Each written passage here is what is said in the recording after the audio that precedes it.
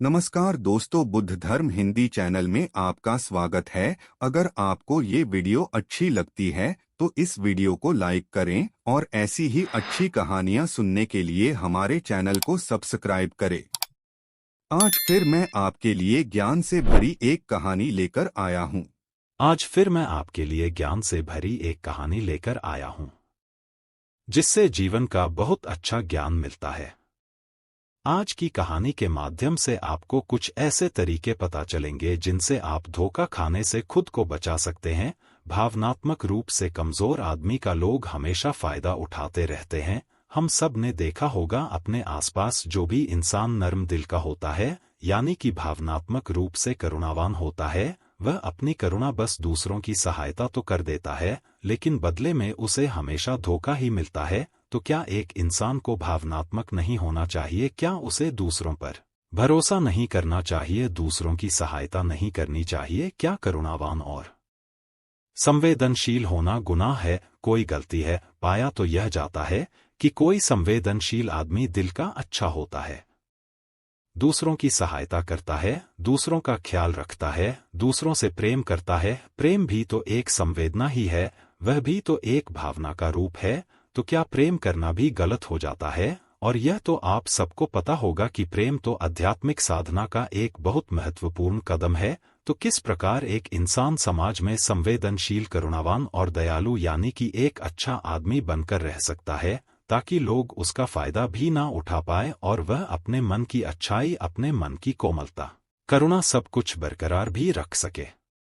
एक बार एक युवा लड़का जंगल के पेड़ों पर मुक्के मार रहा था। वह बड़े जोर जोर से मुक्के मार रहा था। वह अपने मन का गुस्सा निकालने की कोशिश कर रहा था। शायद उसको किसी ने धोखा दिया था या फिर उसके साथ बहुत बुरा हुआ था, जिससे वह बहुत ज्यादा परेशान था। उसे कहीं भी शांति नहीं मिल रही थी। वह लगातार उस पेड़ पर मुक्का मार रहा था, जिससे उसकी उंगलियां लहूलुहान हो चुकी था।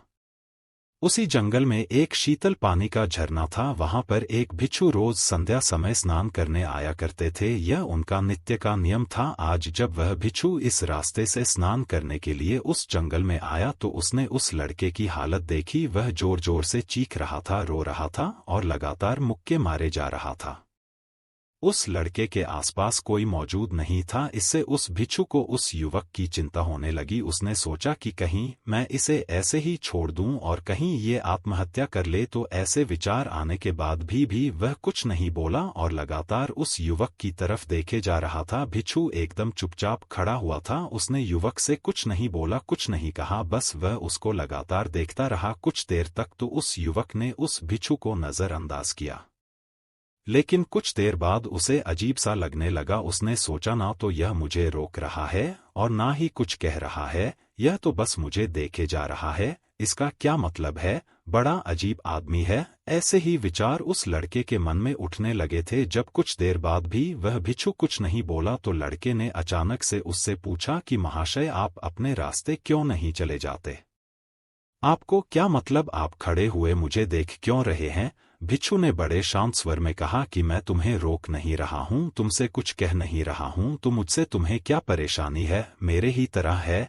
यह पेड़ पौधे, यह पक्षी, यह सब तुम्हें तो देख ही रहे हैं। जब इनसे तुम्हें कोई परेशानी नहीं है तो मुझसे क्यों परेशानी है? यह सुनकर और लड़का जोर से चीख कर बोला, मुझे सबसे परेशानी है।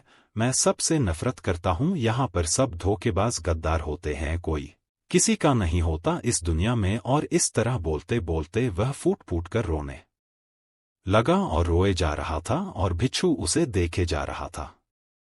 वो उसे चुप करने की कोशिश भी नहीं कर रहा था। यह बात तो उस लड़के को और ज्यादा अजीब लगी। अब रोना छोड़कर उस लड़के ने सीधे खड़े होकर उस भिक्षु से कहा, बड़े अजीब आदमी है आप। आपके सामने कोई इंसान रहा है, दुखी है, परेशान है और आप उसे चुप भी नहीं कर सकते।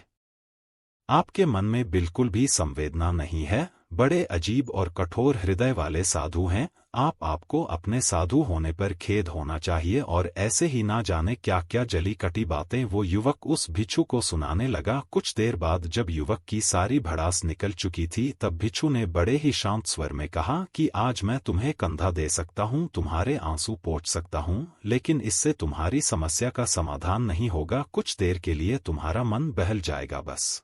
उसके बाद वही जिंदगी, वही लोग जो तुम्हें आज कंधा देने के लिए भी तुम्हारे पास नहीं है, फिर से तुम उसी जिंदगी में लौट जाओगे। कोई तुम्हें धोखा देगा, कोई तुम्हारा फायदा उठाएगा और तुम अपने मन को ऐसे ही तकलीफ पहुंचाते रहोगे। तो आंसू पोंछने की बजाय तुम्हें मुझसे कुछ ज्ञान की बातें लेना चाहिए, जिससे तुम्हें जीवन में कोई भी धोखा ना दे सके, तुम्हारी अच्छाई का कोई भी फायदा ना उठा सके। याद रखना, आंसू पोंछने वाले तो तुम्हें बहुत मिल जाएंगे, लेकिन ज्ञान और सही समझ देने वाला कभी कभी कोई इंसान मिलता है। भिक्षु ने उसे बताया कि मैं पास ही के झरने में स्नान करने के लिए जा रहा हूँ, बड़ा ही शीतल पानी है वहाँ का, अगर तुम चाहो तो तुम भी मेरे साथ चल सकते हो। यहाँ पर अकेले परेशान होने से अच्छा है कि तुम झरने की शीतल पानी में स्नान करो, जिससे तुम्हारा दिमाग, मन, मस्तिष्क और तुम्हारा शरीर सब कुछ पवित्र हो जाएगा।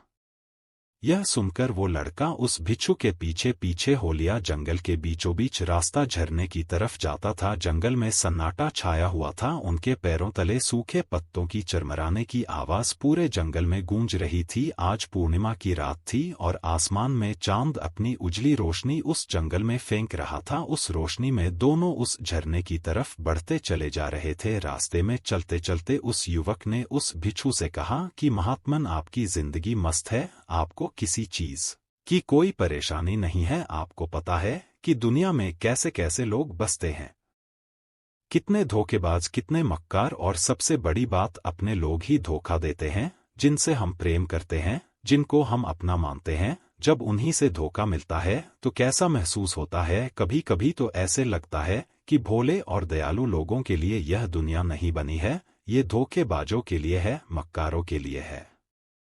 वही यहाँ पर फलते फूलते हैं, वही आनंद से जीते हैं, और हमारे जैसे लोग जो दूसरों की सहायता करते हैं, दूसरों को अपना मानते हैं, वह हमेशा जीवन भर दुख में रहते हैं। यही जीवन की सत्यता है और यही संसार है जिसमें हमें रोज घुट घुट कर मरना पड़ता है। आपने सही किया, ऐसे जिंदगी को त्याग दिया, पीछे छोड़ दिया, अब बस अपने में मस्त, किसी से कोई परेशानी नहीं है, किसी की कोई चिंता नहीं है। मैं भी सोचता हूँ कि मैं भी संन्यास ले लूँ, छोड़ दो इस दुनिया को। यह सुनकर उस भिक्षु ने कहा कि तुम्हें क्या लगता है, सन्यासी जीवन बहुत आसान होता है? भिक्षु ने बड़े शांत स्वर में कहा कि तुम्हें तो 2 वक्त की रोटी तो शांति से मिल जाती है, हमें तो कभी कभी वह भी नसीब नहीं होती। अगर भिक्षु मिल जाती है तो हम खा लेते हैं, वरना हमें तो भूखा ही सोना पड़ता है।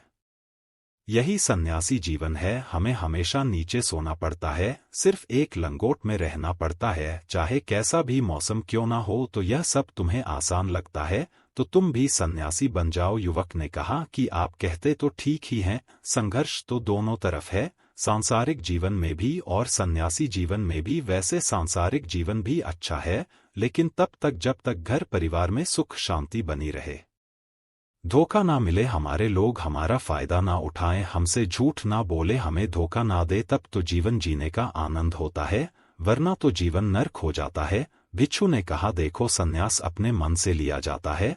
जब हमारा मन कहता है कि हमें सन्यास के मार्ग पर सफलता हासिल करनी है, आगे बढ़ना है, तो ही सन्यासी जीवन सफल हो पाता है।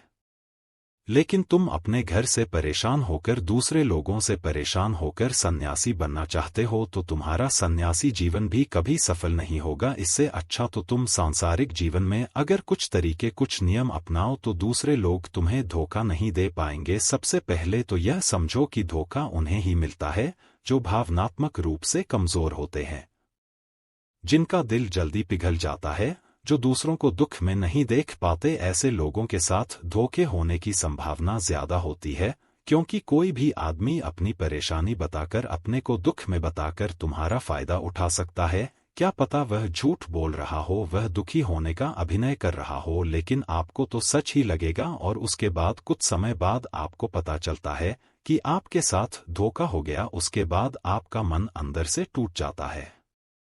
इसीलिए सबसे पहले बात ध्यान रखना कि किसी भी व्यक्ति को यह एहसास मत होने दो कि तुम भावनात्मक रूप से कमजोर हो, अंदर से तुम्हारा दिल नर्म है। अगर उन्हें यह कमजोरी आपकी पता चल गई तो वह कोई ना कोई जाल रचकर आपका फायदा उठाने की जरूर कोशिश करेंगे। चाहे आप अंदर से संवेदनशील हो, दूसरों की मदद करने वाले हो, लेकिन किसी को एहसास मत होने दो, ऊपर से कठोर बने रहो जब लोगों को लगेगा कि इससे कुछ बोलने का फायदा ही नहीं है। यह आदमी कठोर है, नहीं पिघलेगा, तो खुद ब खुद वो लोग जो झूठे हैं, जो मक्कार हैं, वो आपके पास आएंगे ही नहीं, वो उन्हें चुनेंगे जो उनके आसान शिकार होंगे। दूसरी बात समझने की यह होती है कि हम बहुत जल्दी दूसरों पर विश्वास कर लेते हैं और हमारी जल्दी विश्वास करने की आदत ही हमें हानि पहुंचाती है। 2 दिन तुम्हें किसी से मिले हुए नहीं होते हैं और तुम एक दूसरे के हो जाते हो, एक दूसरे पर पूरा भरोसा करने लग जाते हो और यह भरोसा तीसरे दिन टूट भी जाता है और फिर तुम्हें धोखा मिलता है और फिर तुम परेशान होते हो। इसीलिए समय दो, किसी भी चीज को, किसी भी रिश्ते को आगे बढ़ाने के लिए समय की जरूरत होती है। समय के साथ तुम्हें सामने वाले इंसान की अच्छाई और बुराई पता चलती है, तब तुम्हें पूर्ण रूप से पता चलता है कि इंसान वास्तव में कैसा है, अच्छा है या बुरा है, और वह कुछ समय देने के बाद ही होता है। इसीलिए जल्दी किसी पर विश्वास मत करो। अगली पहचान या अगला तरीका समझने के लिए तुम्हें ऐसे लोगों को समझना होगा जो दूसरों की चापलूसी करते रहते हैं। कुछ लोगों की आदत होती है चापलूसी करने की, आपके सामने आपकी बड़ाई करेंगे, आपके बारे में अच्छा अच्छा बोलेंगे और आपको लगेगा कि यह इंसान कितने अच्छे हैं, मेरे से कितना प्यार करते हैं, लेकिन वास्तव में उनकी वह चापलूसी एक जाल होती है ताकि वह आपका दिल जीत सके। और उनको चापलूसी करने का मौका तभी मिलता है जब आप दिखावा करते हैं। अगर आप उनकी चापलूसी से प्रभावित ही नहीं होंगे तो कुछ समय बाद वो चापलूसी करना बंद कर देंगे। इसीलिए किसी के सामने दिखावा मत करो, वरना आप तो आकर्षण के केंद्र बन जाते हो। लोगों को लगता है कि शायद इसके पास बहुत ज्यादा धन संपदा है, इसीलिए इतना दिखावा कर रहा है, और इसी वजह से जो लोग आपका फायदा उठाना चाहेंगे वो आपके करीब आने की कोशिश करेंगे, आपके चापलूसी करने की कोशिश करेंगे। अगला नियम बताते हुए भिक्षु ने झरने की तरफ इशारा किया। वो झरने के पास पहुंच चुके थे। युवक को भी एहसास हो चुका था क्योंकि वहां पर ठंडी ठंडी हवा चल रही थी। ढलान की तरफ जाते हुए भिक्षु ने कहा कि सांसारिक जीवन में एक बात समझने की यह होती है कि हम जिसकी सहायता कर रहे हैं, चाहे किसी भी रूप में, धन से, शारीरिक रूप से, या जिस भी अवस्था में हम किसी की सहायता कर रहे हैं, तो हमें यह ख्याल रखना चाहिए कि सामने वाला वापस कभी भविष्य में हमारी सहायता करने योग्य है कि नहीं है। अगर किसी को पैसा उधार दे रहे हो तो यह समझो कि उसके पास आय का कोई साधन है कि नहीं है। कल भविष्य में वह तुम्हें वापस कर पाएगा कि नहीं कर पाएगा। अगर वह नहीं करेगा तो तुम्हें तकलीफ होगी, तुम्हें दुख होगा। ऐसे तो इंसान करुणावश भिखारियों को भी भीख देता है, लेकिन वह गलत नहीं है, क्योंकि जो भी पैसा अपने सामने वाले को दिया है उससे आपके ऊपर कोई ज्यादा प्रभाव नहीं पड़ेगा अगर वह आपको वापस भी नहीं लौटाएगा। तो अगर किसी ऐसे इंसान को पैसा देना है जो कभी वापस नहीं लौटा पाएगा तो उतना ही देना जिससे तुम्हारे ऊपर ज्यादा दबाव न बने। अगर वो वापस भी न लौटाए तो तुम्हें ज्यादा दुख न पहुंचे। अब तक वो दोनों झरने पर पहुंच चुके थे। दोनों ने अपने कपड़े उतरे और उस झरने के शीतल पानी में कूद पड़े। पानी बहुत ठंडा था। उन दोनों की सारी थकन, सारी उदासी पल भर में ही दूर हो गई। स्नान कर लेने के बाद दोनों एक पेड़ के नीचे उस झरने के सामने बैठकर बातें करने लगे। भिक्षु ने उसे आगे समझाते हुए कहा कि शुरुआत में लोगों को नजरअंदाज करना सीखो। जब तुम किसी को शुरुआत में नजरअंदाज करते हो तो जो भी लोग किसी लालच की वजह से तुम्हारे पास प्रभावित हो रहे थे उनके छटनी हो जाएगी। जब तुम उनको नजरअंदाज करोगे तब को 1-2 बार लोग तुम्हारे पास आने की कोशिश करेंगे। उसके बाद वो तुमसे दूरियां बना लेंगे और जो आदमी तुम्हारी इंसानियत, तुम्हारी अच्छाई देखकर तुम्हारे पास आएगा वो नजरअंदाज करने के बावजूद भी तुम्हारे करीब ही बना रहेगा। और यही तो एक सच्चे इंसान की पहचान होती है। जो हमारे अपने होते हैं उनसे हम लड़ भी लेते हैं, झगड़ भी लेते हैं, उसके बावजूद भी वो हमारी बातों का बुरा नहीं मानते हैं। चाहे थोड़े समय के लिए वह हमसे नाराज रहे, लेकिन कुछ समय बाद फिर से हम एक हो जाते हैं। और यही तो घर परिवार का मतलब होता है, यही तो अपनों का मतलब होता है।